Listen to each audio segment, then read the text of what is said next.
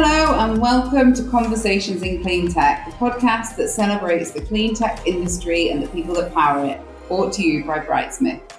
I'm your host, Jenny Gladman, and across the podcast, I'll be interviewing leaders and entrepreneurs from around the world to explore the opportunities, challenges, and rewards of working in clean tech. From revolutionizing solar panels to overhauling the way we move, in this second season, we'll be exploring the innovations that are sparking sustainable change and fueling a cleaner, greener future, whilst offering some tokens of wisdom to enlighten, engage, and inspire everyone to live their purpose.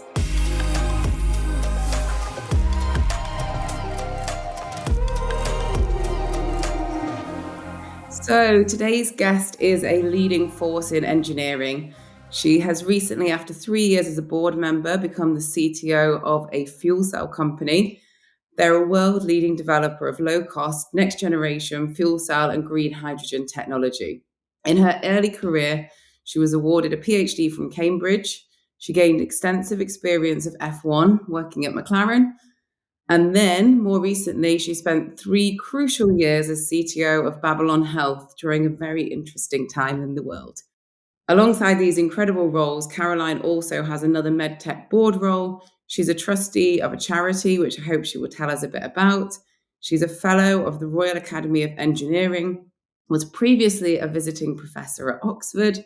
She won the CBI's first Women of Engineering and Manufacturing Award in 2017 and was named one of the 50 most influential women in engineering in the UK, deservedly culminating in receiving a CBE for services to engineering in 2020. Fairly impressive track record. So we've had some fantastic people on the show, but this is really exceptional. So Carloline, welcome to Conversations in Cleantech. Hi, Jen. I'm really happy to be here. Fantastic. So moving on, today is a bit of a double whammy. So not one, but 2 exceptional women. I have a co-host joining me today, Emily Hart. She has recently joined Brightsmith and moved into the world of clean tech, but someone I had the privilege of spending 4 years working with many moons ago before she moved to Australia. And now she is back to join me, and I hope will be a regular co-host on the show. So welcome, Emily, as well. Thanks, Jen, and hi, everyone. I've been listening to the podcast for ages, so I'm so excited to be here co-hosting, and what a guest for my first show. So moving straight over to our guest, Carloline, would you like to share a bit about yourself with our listeners? Yeah, well, after this intro, I feel a little bit overwhelmed. I guess my background is very much, I'm an engineer. I've spent more than 25 years in engineering after my PhD.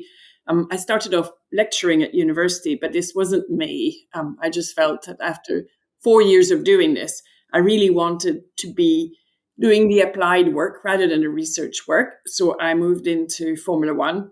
I really enjoyed my time in Formula One. I have to say, I had a most fantastic job. I helped develop the first Formula One simulator. And so it was great because, it's a first of a kind. It brought a lot of the stuff together that I like doing, which was doing simulation, but also working with people to help solve problems on the sort of perception side. Trying to convince a driver that they're driving a real car is quite a challenge. It's like a really, really deeply precise video game, as my colleagues would say, but actually it wasn't a game in the sense that we absolutely use it to make important design decisions for the car.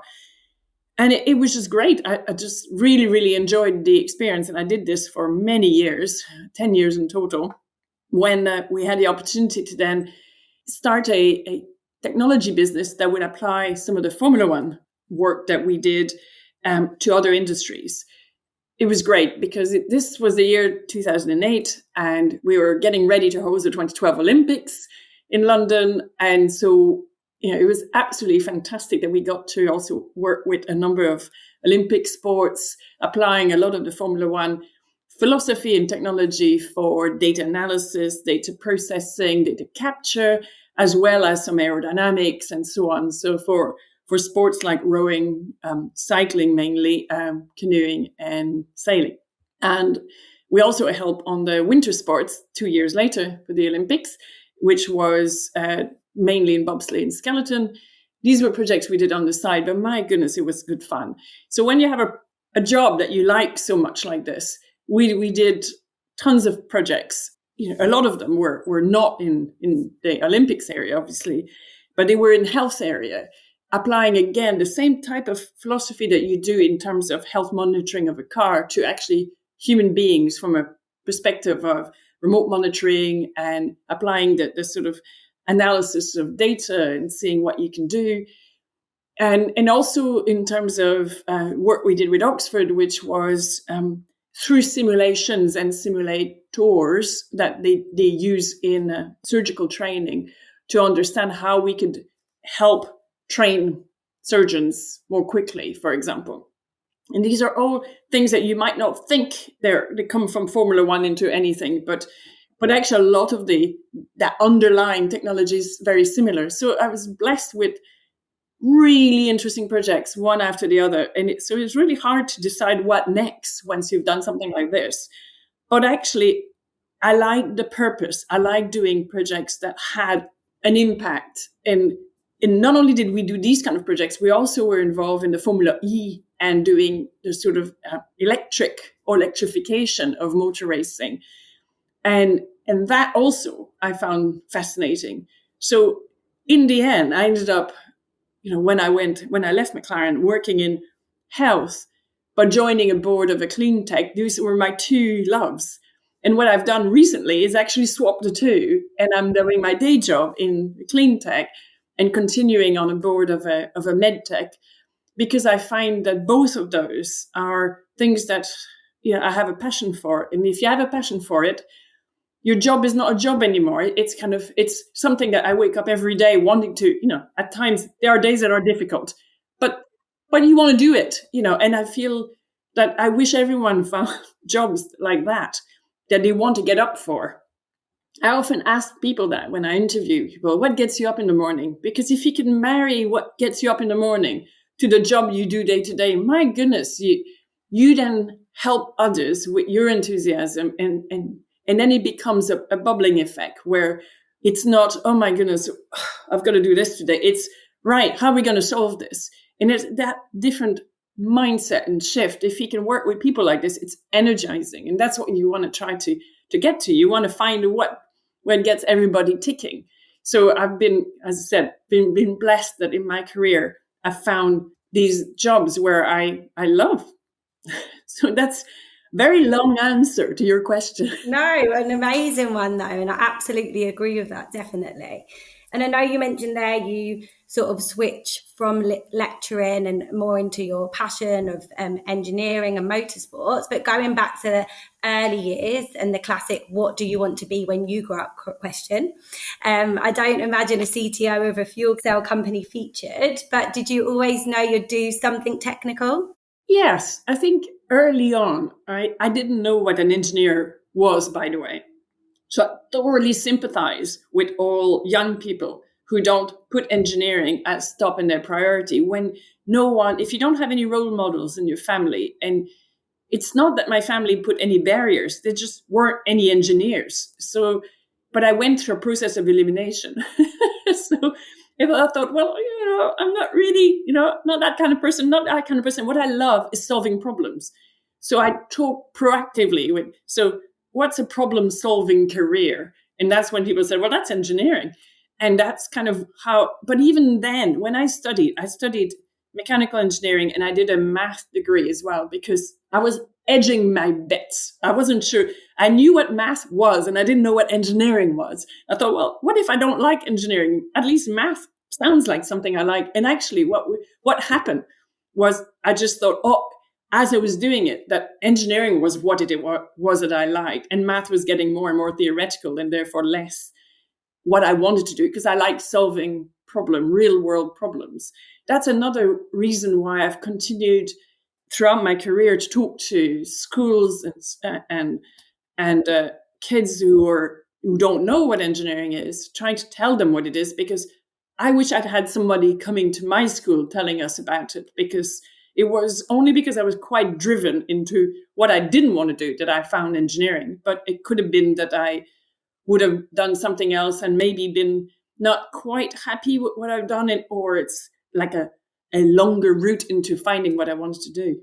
I'm a little bit jealous that I didn't find that route because I did the maths degree and it was a little bit too theoretical for me. So hey ho, I love what I do now. But yeah, having those role models I think is key, and knowing what engineering is. And I think actually that's one of the massive barriers that we have, and particularly for young women, is that it's not necessarily something that's raised for them. And looking at kind of how you went from that process of elimination and your studies to where you are today, what was it about clean tech that really appealed to you? Actually, from an early age, I'm of the generation that we heard when I was a kid about acid rain. So that shows my age.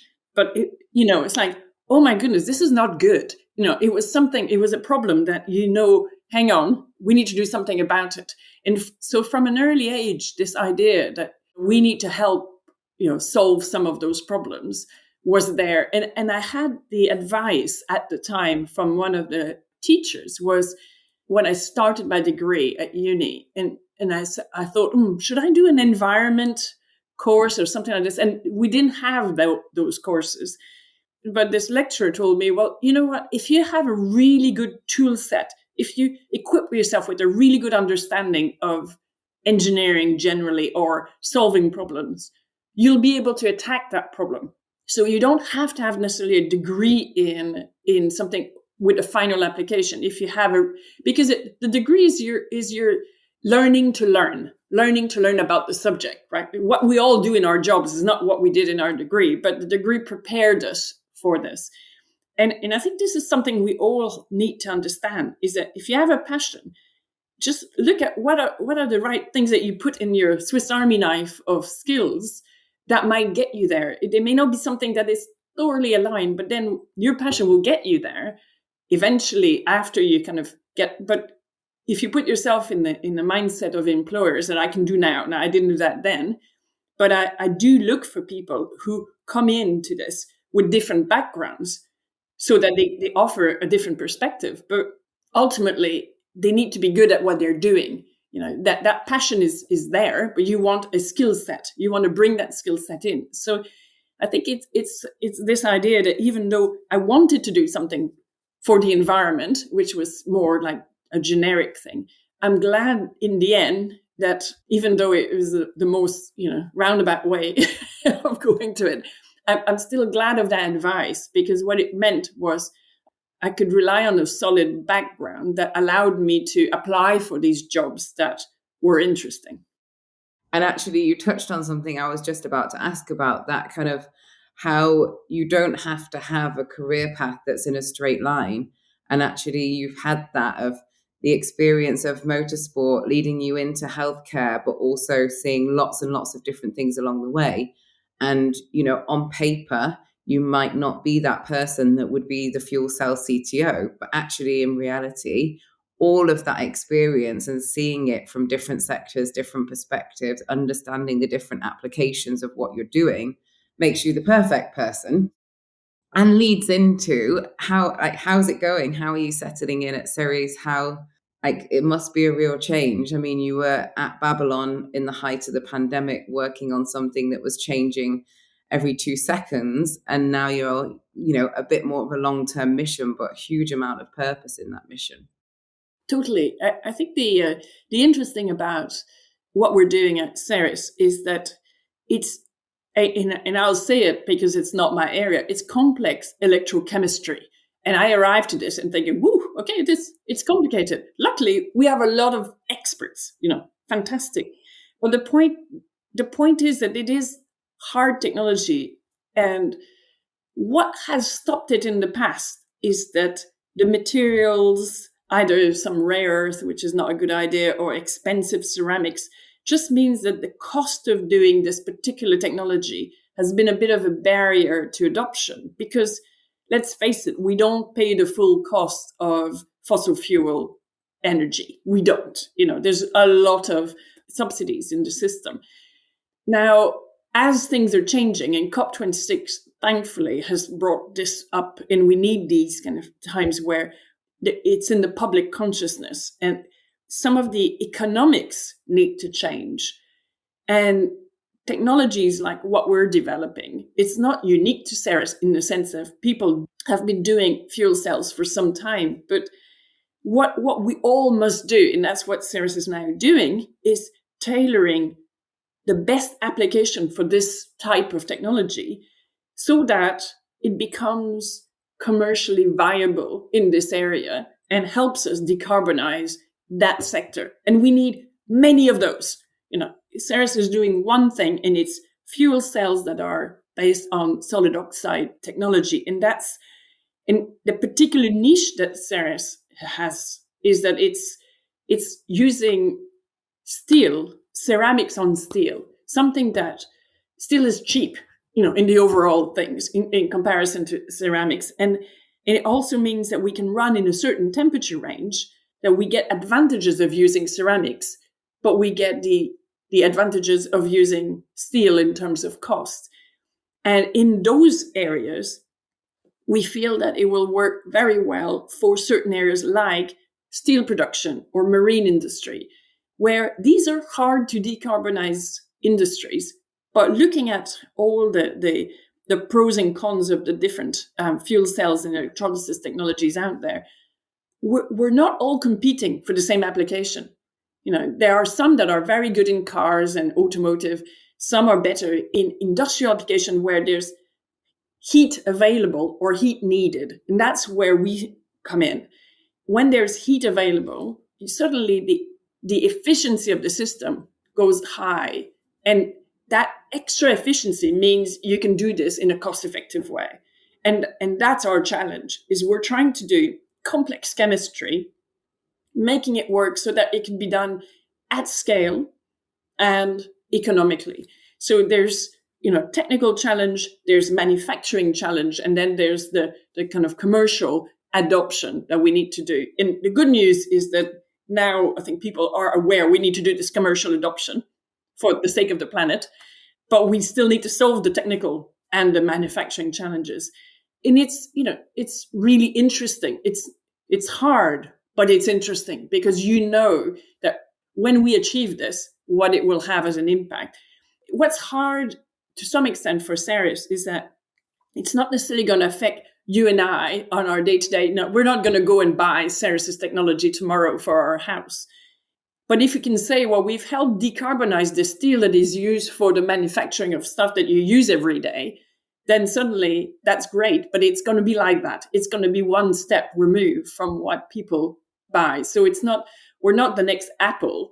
And so when we're recruiting people, we've got to explain what we do a bit more because we are working within other products, essentially, and in that chain. But if we can say, if we look at the marine application, it's something like 8% of our CO2 comes from marine.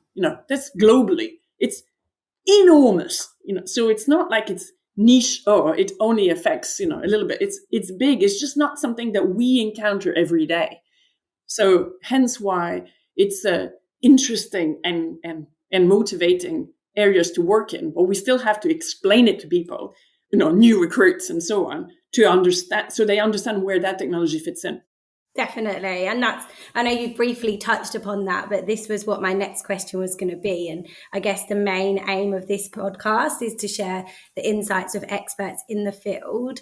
So to the listeners who don't have too much knowledge around fuel cells, how would you explain the sector and the potential impact it has on our planet? Yeah, so a fuel cell essentially is a really interesting system that turns molecules of a gas into electricity. So far, what we're used to produce electricity will be something using either like water in a turbine and something turns into electricity, or something like diesel engines, which will be firing a generator, which there's a combustion. So there's heat, there's combustion, and then this heat is turned into electricity. And all of those are well known and used everywhere in the world, but a lot of them, as we know, are really not very good for the environment. What fuel cells do is you put in a gas. Now, if you use hydrogen, that gas mixed with air if you think H2, which is your hydrogen, and you mix that with air that has a lot of oxygen in it, the good news is that by doing this combination of the two, you're producing water, H2O, out, but also releasing electrons in the process. And by doing that, you're creating some electricity. And you're doing this for one little cell after one little cell. And what we do is we stack a lot of those cells into a bank of cells called a stack. And then you stack those stacks together. So that's how you make this big. So one cell doesn't produce very much. But by the time you have a stack of them, you can do 5 kilowatts of electricity. In a fuel cell like ours, it's good in the sense of it produces something over a long period. So ideally, you use it to power, and people do use fuel cells to power, say, data centers. Data centers are really, really power hungry. And a lot of them are powered by diesel because they don't want to put them on the grid because they take so much energy. But actually, you can do that. So if you think about our technology, for example, is that you can feed it hydrogen and then you get no CO2 out. But we don't have that much green hydrogen at the moment. And the last thing you want to put is really dirty hydrogen in it because it's not going to help you overall. So what we can do, though, is either mix hydrogen with, say, natural gas or use natural gas directly. Now, if we do that, we're still producing CO2. I get you, but we're producing a lot less than if you were to burn it.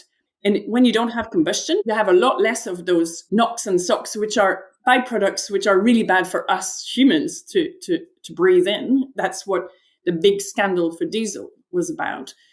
But it's also, if you don't have that combustion, you're producing about a third less of CO2. So not only is a fuel cell useful when you have the hydrogen available, which we will get there, but this is a long time frame, we can also start using it to reduce our carbon footprint straight away because we can use it with natural gas or syngas, biogas. We can put a lot of it in and reduce our carbon footprint. So it's not only good for net zero, but it's good as a transition technology. And then the great news is that you can run it in reverse. So if you're next to, say, a windmill, wind power, and you put green energy in. So you think in reverse. You have electrons coming in, and you have, say, your water in, or in this case, steam. So you want to bring in hot water essentially with some electricity. You then break out your oxygen and your hydrogen, and suddenly you are creating green hydrogen if your electricity comes from renewables. And it's exactly the same cell can work in both directions. So the good news with this is that means that the technology that's been developed for years and years and years in fuel cell mode, we don't have to go back 20 years of development to then advance also the electrolysis side. But again, electrolysis has been around for like 100 years or more in an alkaline fashion. It's just we couldn't make it to be competitive from a cost perspective. And we really should now. And all of those different technologies of electrolysis are needed as well. As I said earlier, R1 is good when you have steam in. If you have steam in, you use a lot less electricity because a lot of the electricity is to take your water and turn it into steam. So if you have steam in, you suddenly have really good efficiency to run it as electrolysis. But if you don't, but if you're in a desert somewhere and you have solar power quite cheap, then you can also produce electrolysis in different methods. And you wouldn't use our electrolysis, for example. So, it's horses for courses. And that's what a lot of people have got to understand is they try to pit one, fuel cell technology against another. And it's not really that. It's about saying, is fuel cell technology, is it the right one for that application or this one for this application? So it's a bit like Tesla and saying, we're doing this, but what we really need, we need a lot of other companies doing EVs because we need an infrastructure and so on. It's the same for electrolysis and fuel cells. The more there are out there, the more people understand what they are. and how they're used. And it's actually benefiting every single fuel cell and electrolysis manufacturer. And I think that's such a good way to look at it. There's a huge amount of investment needed in the sector generally, but it's also great to see that you're right. People are not seeing the other fuel cell companies as a competitor. They're seeing them as a friend in the field who are doing the same thing. And if everybody isn't pushing in that same direction, actually none of them can succeed, because some of it's about that buy-in. And like you say, the consumer often doesn't see it because it's one step removed. So actually the whole industry advancing and getting more investment is really, really crucial to everybody's success. And also then kind of looking at the wider sector, the success of the energy transition, which requires all of these different technologies, fuel cells, electrolysis, but many, many more, to all advance so that we can stop the fossil fuels and also get to a point that hydrogen is more readily available, and we don't need to produce any carbon from the fuel cells. Exactly. And sort of going back to you, obviously this is kind of close to your heart, but is there anything that specifically motivated you, be that somebody, something? I know a lot of people tend to find inspiration from individuals. Is there anyone you've worked closely with or even seen from afar that's really inspired your career? That's a really good question. I would say my most influential person career-wise was my PhD supervisor. And partly because he was inspirational, not necessarily just on a technical side. He was someone who I felt could put things in perspective. And he taught me there are steps towards stuff that you want to do. And how do you think about those and maybe do things exactly to your point earlier that may not be in straight line, but will be useful, and go and explore and go see what might you like in something. And his view was always try not to change too many things at once when you're making a movement, because if you change everything, you end up so much out of your depth that you might not have, say, the courage or the motivation to really try everything different. But if you keep some of the things different, for example, I know this area of engineering, but I've never worked, like in my case, when I first moved in Formula One, I had never worked in Formula One. And there's a lot of people who've been wanting to work in Formula One since they were like 5, right? And that wasn't me. I was interested in it, but I wasn't passionate to the point that I was obsessed by it. It wasn't there. But his point was, well, if you've got a skill set that they need, you'll be more valuable to them than just a passion without that. These kind of pieces of advice builds your confidence. And to me, that's why he was so important to me, is that he could build my confidence somehow with the right things he said, the right measured approach, but yet fueled the passion at the same time. I always looked up to him, but I never felt that he put anybody down. He was so bright, he didn't need to do this. But at the same time, he was a sponsor of you. And that's interesting. I think we all need sponsors. And those people who are influential in our life, they're the people who believe in you and tell you why and might open a door or two for you. And that's like so valuable. And if anything, I think women, we all need to do this to other women and to turn around and say, so who's the next person I can send a ladder to and say, come up and try this door and try that door. If we all do that, we will help women get into areas which there are very few of them, because I'm not blaming men if they're not used to doing this or even know who have male colleagues who tell me, how can I attract more women in my team? Which is brilliant. But if you don't already have a network, it's hard to do those connections. And we all need to help each other do that, because that's it. I think when we're younger, we feel more in competition with everyone. I think I've gone beyond that now that I realize actually collaboration is what we need. For some reason, we're drilled into competition because you have to get into a university, you have to get into the next thing, you're fighting for funding. And so it's always competition. But actually, we're successful by collaborating with others, because everything we're doing these days, it's a lot of people's brains together that that brings any type of, certainly in the science and technology world. Naturally, we want to collaborate. That I think everyone wants to be successful as a team, and we all want to. And fostering that, but having these role models, come back to role models again, but having these role models of people who encourage you to do that, who put you in a situation that opens doors for you to do just that, is so important. And he was just so key, David Newland, like super professor that I met at the right time in my career. And, to this day, he's always been in my heart. Unfortunately, he died last year. But I still think about him regularly. And it's like, he would do that. Like he would, he's just that kind of person that I kept in touch with at irregular times in my career, but always enjoyed those interactions. And if I can do a tiny bit of this myself, I'll be pleased. That's lovely. He sounds so inspiring. So inspiring. And you mentioned there about going into, I guess, motorsports without any background and experience and all the sectors that you have been in. I can imagine it's not always been plain sailing. Were there any other challenges that you've had to overcome to get where you are? Joining motor racing when you're young and you're a woman is interesting. It certainly was interesting 20 odd years ago when I joined because, well, there weren't many, so you stand out for one thing. But also, again, like I said, it's filled with people who see this as almost a vocation. Yeah, people joined us because that's kind of, and a lot of people then, and I still think it would be the same today, are in it for life.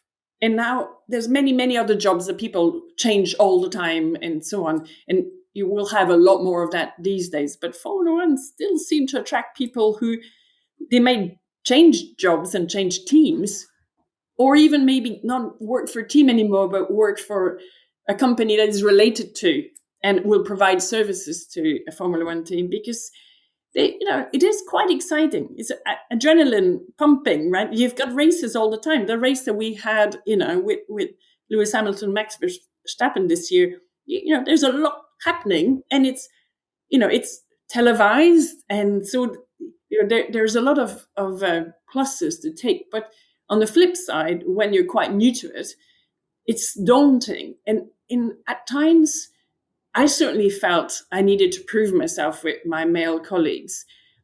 But I think some of that, in hindsight, but only like now, can I say this, was probably put by myself. I probably thought worse of that perception than what my male colleagues thought. But it was my reality at the time. I certainly felt that I needed to do this. And therefore, if anything, it made me work harder at my job because I felt, well, the good news with doing something like engineering and technology and so on is you have hard results. If you can show something, then you can point, yes, I've solved this problem, or I've moved this on and whatever. So the fact that you have some objective mark of your, your ability to do a role is helpful. And I think in some areas where it's a lot less objective, it's probably harder for women to show that they can do something. Because if it's so difficult to really prove that, yes, I've done this and therefore, see, I can do this job. So in some way, it should be easier in engineering to show this. But if you're not feeling comfortable in a team and you're not feeling fully supported, you won't perform at your best, right? So we've got to try to put ourselves in the shoes of women joining teams. And a lot of the time, it's still today, still at Ceres, we have more and more women joining, but there will be women on their own in a team. And they're the ones we really have to make sure that they feel totally like part of the team, that they shouldn't be seen because you stand out because you look different, right? Okay, so, and it's the same, not just with women, but all sorts of diversity groups. But without them, we're weaker. Without the diversity, we're weaker. And therefore, proactively reaching out to people. And men who do that well are so, so valuable. And, men want to do the right thing. Again, it's we can blame them, but they're not to blame, really. Most of the time, it's unless we help them and work together, the situation doesn't necessarily change very much. But, I felt over the years at McLaren that I was more and more, I felt at first I was tolerated, then I was accepted, like it's like going through different changes, different states. But actually, I look back, and probably a lot of this was my perception wasn't quite equating the perception of some of the men around me. But the good news is, as I got to more senior roles, is I made sure that we started more networks. So we started a women group at McLaren just to get to know each other more. And again, if you've got more networks within a company, you're more likely to be happy because you have people to chat about. And at the time, pre-COVID, you'd bump into each other. And, you don't just go and strike a conversation because you're two women in an environment. But if you've met before at something, then suddenly you talk more and you make more friends. And we're social human beings, and making more friends is important. So, I think I'm becoming more nuanced in how I treat myself and my own perceptions when I was younger. And I probably was a bit harsh on my male colleagues, but that's how it felt. It sounds like you've certainly learned a lot about yourself along the way, which is a good thing. And actually, you say two women don't strike up a conversation. I think we were probably two of maybe 20 women at the hydrogen event where we met. So maybe that was why. So I, for one, am very glad. As much as it's nice to talk about the challenges, it's also really nice, I think, for our listeners to hear the highlights. I think looking at your career, it's been incredible, but I'd love to hear about the highlights. And I would certainly love you to tell us a little bit about receiving a CBE, which is fairly incredible and it doesn't happen to many people. So I still quite don't believe that I got this. So it's obviously everything is, it takes time to kind of sink in. And because of COVID, I only actually received it this summer, so not long ago. And so it was fabulous. I mean, it totally came out of the blue. So it is nice. And if I'm hoping that what it does is it means that I have more confidence to go and talk to more women about it. I know that the aim here is to try to put a spotlight on women doing this role, not just men doing it. But I actually think that this is not a bad thing. I mean, I'm a beneficiary of it. Great. And of course, I would say this, but to help do that transition, and I know, Jen, we've had that discussion before, we have to go the extra mile for the time that it takes to do this. It is, unless we make proactive decisions to promote the involvement of women, to really give a chance to women in roles that might not have been thought through before, or women might not think they're ready for this or whatever. Giving them a bit of a spotlight is useful. And then you can see, well, okay, so you want to get to the next stage. What do you need to do? What do we need to put in place? And when you can say, well, look, the good news for me is at Ceres, I'm hoping that a lot of women there are saying, I can take her job eventually, because she's there and she's managed it and she's a normal human being and I've got kids and I've somehow managed to survive it. I'm not a superwoman. And therefore, hopefully, other women will think the same thing and thinking, I want to be there too. I want that, that recognition as well. And I can do this. And this is why I think we need a few people that you put a spotlight on them and at all levels so that, my next level, well, it's fine. I can do this because, some of it is subconscious, but we do need to have them there because otherwise it looks like the bar's too high often. And it's not, I haven't done anything superhuman to get to where I am. I've just continued and doing it. And as I said, I've been blessed with really fun work and therefore it helps. I never seen it as a massive hurdle to do from one thing to the next. But the point is that we want women to stay in engineering. They might do a degree and they might start off and then they have a career. They start a career and then they have kids and they may decide, oh, I'm going to go do something else. Well, that's also good if that's what you want to do. But if fundamentally you like what you're doing, having some role models of women who have done that. I've taken some time off and I had 2 kids and I'm glad that I kept my toe in, and it just meant for a little while I did pretty well, duller work, if I can say that, because I wanted to spend time with the kids. And then as they got older and started school, I started ramping my work again. Just knowing to do that, it was helpful for me to talk to women at the time and saying, how did you manage it?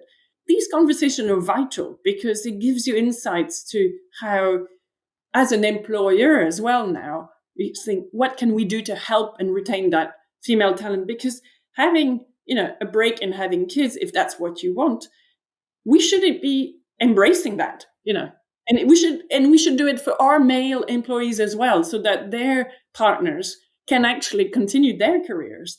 And that's what I was most proud of, if I can say that, at McLaren, is when I reached a technical leadership role, I had a bunch of guys in my team, and all of the ones who had kids, we agreed on days that they would, drop their kids off to school before they came into work. And so it wasn't, they took their part, and it happened kind of organically because you could see me do that.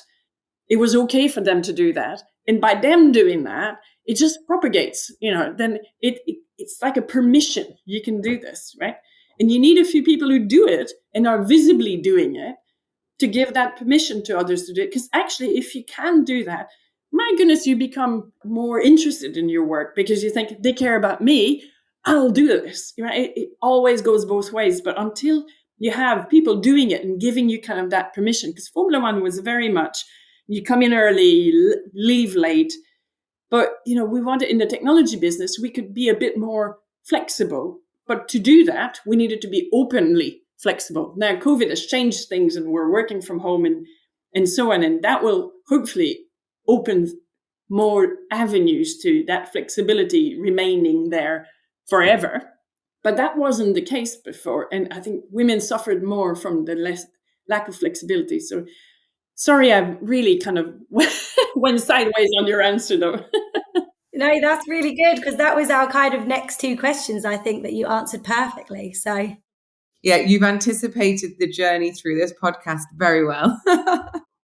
And it's also nice to hear that you've had those experiences, because I think sometimes we hear the opposite and we hear the horror stories of the companies that don't support people, whatever it is, whether it is maternity, paternity, or with kids where you have more challenges. Whereas it's really great to hear that you've, managed to maintain that level of your career, kept progressing, and felt really supported by your colleagues. And it sounds like your teams who work for you, which is great to hear. And I've been fortunate enough to have the same, with having two male business partners who are both very understanding and family driven. And I think, finding those homes where you have that is fantastic. And I guess that brings us on to kind of work you've done, not just with your own kids, but with other kids. You're working with a charity, which sounds like is doing some fantastic stuff. And I think we've touched a lot on women, but it would also be great to hear about kind of more broadly how you've gone about inspiring young people to follow their passion and purpose. Yeah, I'm involved in a charity called the National Saturday Club. And the point of this is to bring creativity to kids, because the first thing that goes off the school curriculum is anything creative, because we are these days measuring so many steps in the performance of our kids that teachers concentrate on what they're going to be measured on. This is invariably understood that this is going to happen when you're saying this is what you're going to measure. But the flip side is, what about the kids' discovery of what it's like to be creative, innovative, and so on? And you can do that in many different areas. And these clubs, what they do is they promote this by having no exams, nothing that is officially kind of right or wrong. It's just you're working on projects with inspiring people on a Saturday of your own time, and it's free for kids. And we are trying to attract kids from backgrounds that don't have that opportunity normally at school or through school clubs. And the idea is that they can work in sort of the arts more traditionally, like theater and so on, but they can also work in the sort of creative side of design and engineering. Often is seen or perceived as very mathematical. And I know we talked about that before, but there's an element of creativity that is absolutely there when you're doing engineering. And we wanted to bring that out as well. So offer some clubs for kids that are kind of engineering focused in terms of the application, but have the creative side that come out. And that is done through also master classes and so on. And the kids all get to do, I mean, with COVID, it's been harder, but they all get to do visits of inspiring places. And that might be, a design museum, or it may be a behind the scenes in a theater, for example. It's actually really technical. I mean, this is something that the UK is enormously good at. If you go see theater production, it's unbelievably good. But to do that, there's so much creativity in just the set, the lighting, the way the actors get moved around and so on. So it's not just in the play and the performance itself of the actors, but is everything behind the scenes as well. All of those kind of potential, or there's fashion. Now, there's a lot of creativity in fashion. So these clubs try to bring a lot of those things together, and they needed and wanted the input of trustees that came from all these different backgrounds. And I joined them a few years ago, and I just love it, because seeing what comes out of the kids is always very, very inspiring, because kids unconstrained will come up with some amazing things. And what is good is that at the end of each year, they get to present what they do at Somerset House when we can. But it means that they come from anywhere in the country. There's something of each child is exhibited. And it's good because not only are they proud, but the parents are proud of what the kids have done. And we need to do that link too, because if the parents are proud of that, it will add value to a creative mind.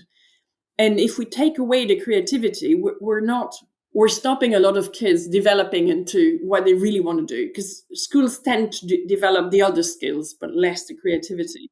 And a lot of kids feel left behind, because they may be the more creative types that don't want to conform to the way that the school system is done. So that is the idea behind this, is to try to keep this creativity awake and alive in all these kids, and hopefully send them towards a career that has got something creative about it, and keep our economy going on that score, because ultimately we're good at it, but unless, again, we nurture it, it's not going to happen. And this is very much targeting kids from any background. And that's our challenge. And if we can more people involved in it, that's great. Because they're our future, right? And moving on to the future of clean tech, what do you see happening in the coming years? This is the decade of the clean tech. I think it has to happen now. We have imperative. The climate is in crisis, and it's now. It's not tomorrow. It's not next decade. It's this decade.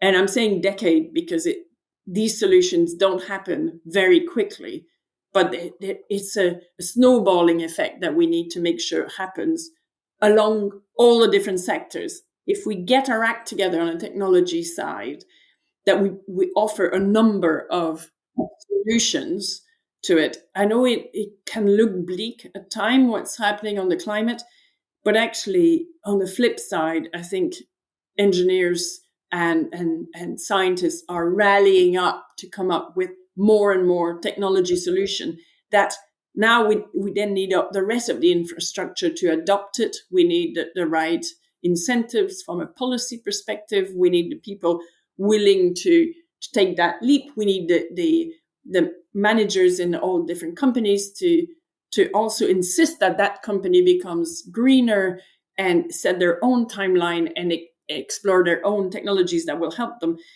It has to be a whole effect across across the board in our different communities, as well as nationally and internationally. So to me, clean tech is it's happening now. We're developing technologies for it, And we have to remain optimistic that we can do this, and therefore attract the best minds onto this. Because if there's one problem that needs to be sorted out right now, is how we, decarbonize the planet. So if anything, we need, that's why I love to do, this podcast, because the more bright minds we can encourage to join this area, the better it is for all of us.